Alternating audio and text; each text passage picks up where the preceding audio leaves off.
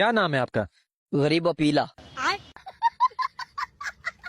गरीबो पीला, ये किस तरह का नाम है? पीला क्यों है आपका नाम?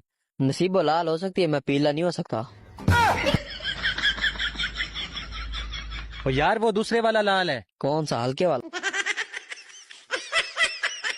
और यार छोड़ो, आप ये बताओ आपका नाम गरीबो पीला क्यों है? क्योंकि मैं गरीब हूं ना, गुर्बत की वजह से पीला पड़ गया हूँ। तो फिर आप खून की बोतल लगवा लो। कौन सी, लाल वाली? और यार साफ जाहिर है खून लाल ही होता है। आजकल खुद सफेद हो गए हैं ना, इसलिए पूछ रहा हूँ। आप छोड़ो, आप ये बताओ आपका प्रोफेशन क्या है? ब्रो फैशन के पैसे नहीं होते, गरीब बंदा हूँ।